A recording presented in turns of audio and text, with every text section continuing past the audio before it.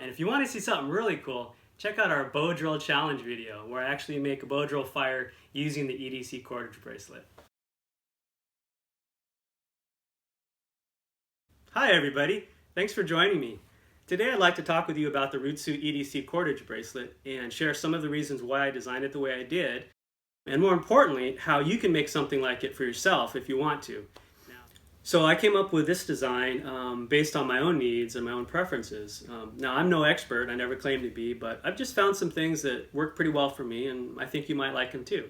And another thing I really liked about this design is that it gives you a usable amount of cordage that's always on your body, so you always have it no matter what.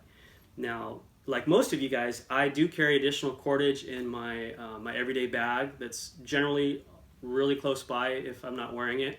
And then of course there's more cordage and rope that's in the vehicle. But you know, you never know if you're going to be separated from all your gear. Sometimes you just have to make do with what's in your pockets or what's on your body. And so that's another reason why I came up with this design. And it also doesn't kind of have that tactical look, which sometimes, you know, you kind of don't want to. So, you know, I could easily wear this in the office, or I can wear this anywhere. And so by having this, this with you every day, it's a usable amount of cordage that, you know, if you take it apart and it's kind of its first level, you have this nice length here that you can use for actually most things that I need cord for, binding something, making a quick handle. But you take it apart one step further, and now you've got 8 feet of parachute cord. And then when you're done, you just, you know, do the wrap and then go ahead and get back to this form, and then you do the wraps and the knot that I'll show you later, and you're right back to a pretty cool looking bracelet that you can wear. So first, let's take a little bit closer look at it. So we have the leather bead with the Rūtsu logo, okay, and that kind of serves as not just a decorative element, but it actually keeps the 3 cords neatly together and parallel. So that's kind of what gives it the nice neo-tribal look. So you can take it off and just leave it kind of in this lasso configuration, because you know there may be times where you just want to make a handle or bind something. Maybe you need to carry something and you just want to cinch it, and then you can just tie it off, you know, and then you have a little handle just like that. But if you did want to go ahead and take this all the way down, so just like with the EDC valets, you know, that little lanyard, this is the same thing. All we've done is opened up the end of the twist and passed the knotted end through there, and now we have this length, you know. And if you want, you can take the leather bead off. So we'll just set that aside here. Okay, and so this is what we have. If you remember previously, we talked about the 2-twist cordage method, so that's what we have here. This is probably, I'd say, about maybe 7 feet of parachute cord that's been twisted in that method, and so this is the length. So, you know, you could easily you know, use this if you just wanted to do, you know, a quick clove hitch to, I don't know, to bind something again, you know, say you needed to I don't know, carry a jacket or any number of things. And the nice thing about also this twist is that it's got a bit of friction to it. And so when you tie things, it tends to stay tied. All right, so here's the part I promised you guys. If you want to make your own, here's how you assemble it.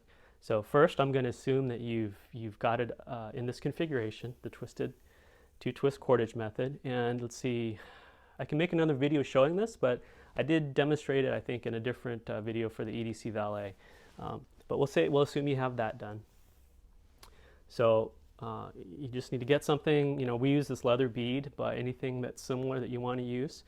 We might also make these available separately, like maybe like a multi-pack with different types of leather, different shades of leather. I'm not really sure yet. You guys let me know if you're interested, and we can pursue that. If you have a logo or something that you want oriented in a certain direction, you just start from the bottom, you know, just like a tree grows from the roots, go up, just like that. Okay.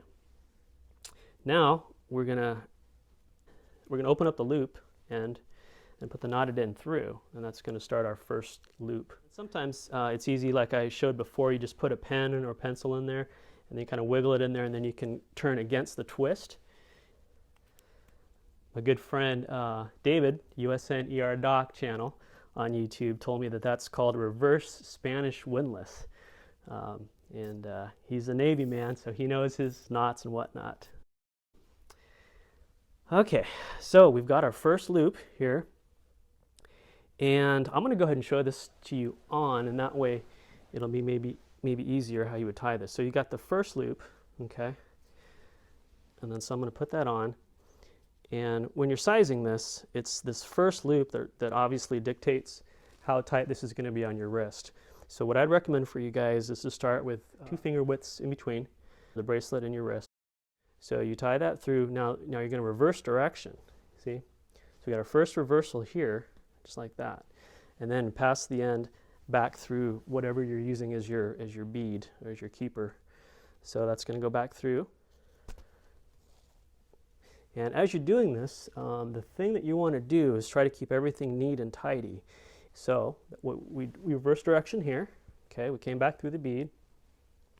And we're just going to continue that wrap all the way through to here. Okay, now we're going to reverse direction again by coming into this loop, tucking in here, just like that. Cool. And we're going to reverse direction. But we're going to keep it tidy. Okay, so we've got that. And now look, now we've got our 3 on the bottom. Remember, there was 3 strands, so we've got 3 and 3. So we're going to keep this tidy just like that, and then come back through the bead again. Okay. Now on this one, if you're using one of our bracelets, it's going to get a little bit snug, but you should still be able to get it. Now this is starting to look familiar, right? This is kind of where we started at the beginning of the video. So if you bought one of these from us, it's going to come kind of pre-tied, and you can just slip it on. It's going to come long, and so you would just you know, kind of do the first tying and then mark it, cut it, and then melt the ends. And then the way we finish this off is that last loop that we did right here. It's always going to stand a little bit proud right here, which is what you want. So you take your knotted end, pass it through, okay, and this is how we're going to tie off. So when you get to this point, let's take a quick look at that. All I'm going to do is pass this knotted end underneath the top 3. Okay, so I'm going to pass it underneath just like that. Okay, you see that loop that's forming, and then we're just going to tuck that knot back through that loop, and that's going to keep everything secure. Okay, and then we just dress the knot a little bit, give it a little wiggle, and then I just put my fingers here and I just kind of pull it, and that evens everything out.